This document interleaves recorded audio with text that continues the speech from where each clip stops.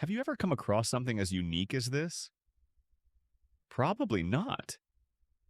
The Ethiopian Bible is a truly mysterious and debated book, much like Ethiopia itself, a land filled with unexplained wonders. But that's a story for another time.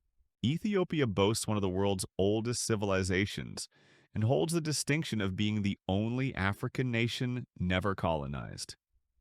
This allows them to trace their ancestry all the way back to Ham, one of Noah's sons, a connection even acknowledged by some Jewish traditions. However, our focus isn't on the country today, but on its remarkable possession, ancient Bible scrolls, some even predating the renowned King James Version. Unlike the 66 books in the KJV Bible, the Ethiopian Bible contains 88 books, including unique texts not found in other Christian traditions. These scrolls encompass the Old Testament, the New Testament, and previously unseen writings. What's truly fascinating is that these scrolls existed in Ethiopia long before Christianity officially arrived in the 4th century. This means Christianity wasn't introduced to them, it was already present. By the 6th century, Egyptian traveler and historian Cosmos Indicopleustes noted that Ethiopia was a Christian nation. He witnessed Ethiopian rulers welcoming Christian refugees fleeing persecution. Some Ethiopian tribes have even worshipped the Christian God for over 3,500 years. Consequently, the oldest organized Christian body isn't the Catholic Church, as many believe, but the Ethiopian Orthodox Church, known locally as Tewahedo. Ethiopia also possesses one of the earliest illustrated Christian books, part of the Gospels written in Ge'ez, an ancient Ethiopian language. This treasure was discovered in 2010 in a mountaintop monastery.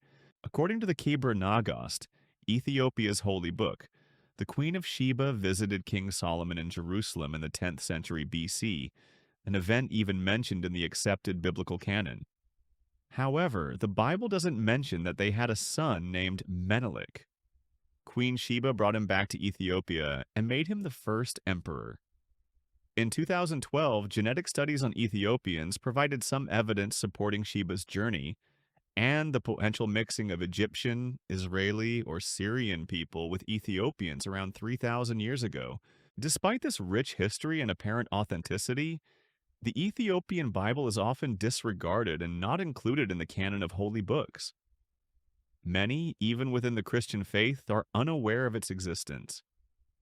This raises the question, why has it been discredited and hidden? To understand this, we need a brief history lesson. The Bible as we know it today wasn't always the same.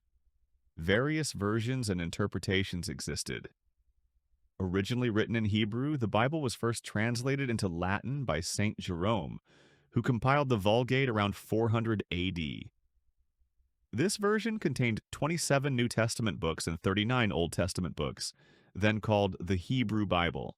In the 1st century, numerous accounts of Jesus' life and teachings emerged, some untrue, resembling fan fiction.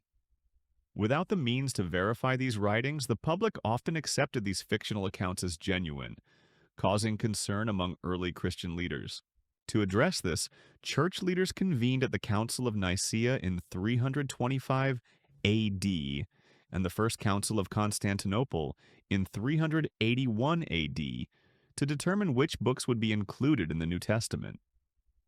They decided that a book qualified as scripture if it was written by a follower of Jesus, or someone who witnessed his teachings, if it was written in the 1st century, and if it aligned with the rest of the Bible. While the Bible has undergone many changes, a significant one occurred during the reign of King James I. Despite the Vulgate existing for 1,500 years, numerous Bible versions caused concern for the king. He sought a version that would resolve religious differences and reinforce his authority. Several priests also pointed out inaccuracies in existing translations. To address this, the king commissioned 47 experts to review all existing Bible translations. They were divided into 6 groups and worked independently for 7 years, adhering to strict rules to avoid bias and using various tools to create a scientifically sound Bible that stayed true to the original languages. Impressed by the similarities in their work despite their separation, the king and priests approved it. In 1611, the King James Bible was published. Advances in printing made it widely accessible. These edits in the King James Version and the original Vulgate translation led to the exclusion of certain books that the Ethiopian Bible still retains. So, why was the Ethiopian Bible rejected? Several reasons exist, but a major one is its inclusion of additional books known as pseudepigrapha. These are texts falsely attributed to past figures or written by authors claiming to be someone they are not, much like fan fiction. Most Christian traditions consider pseudepigrapha non-canonical because early scribes and theologians deemed them not divinely inspired, often written with questionable intentions. Even the Ethiopian Bible has two canons, a broader and a narrower one. A canon is a generally accepted standard for judgment. The broader, more famous canon contains 81 books, including Enoch, Jubilees, and other unique texts. The narrower canon, overseen by Emperor Haile Selassie, is considered the official and complete version with 72 books. The broader canon hasn't been reprinted since the early 20th century, indicating internal disagreements. The Ethiopian canon highlights how the Bible has evolved over time. Contrary to popular belief, the Bible isn't a single book but a collection of texts written over centuries. Different religious groups have historically included or excluded texts based on theological or personal reasons. By the 4th and 5th centuries AD, when much of the commonly accepted Bible was written, Ethiopian Christianity had already diverged from European Christianity. The Ethiopian Bible shares similarities with Catholic and Orthodox Bibles, but includes extra Old Testament books, likely written in the last few centuries BC. It also appends books to the New Testament, detailing the history and structure of the Ethiopian Church. Another reason for its rejection could be the language. Written in Ge'ez, it's inaccessible to most non-speakers. The lack of translations and the unique practices associated with the Ethiopian Bible have contributed to its obscurity outside of Ethiopia. Finally, political power played a role. In the early days of Christianity, Roman emperors prioritized political control over spiritual growth. Any scrolls that didn't align with their preferred narrative were excluded. The Bishop of Rome even instructed priests to destroy these non-canonical scrolls. However, some priests hid them in jars found near the Dead Sea in the 1940s, potentially explaining the differences between biblical versions.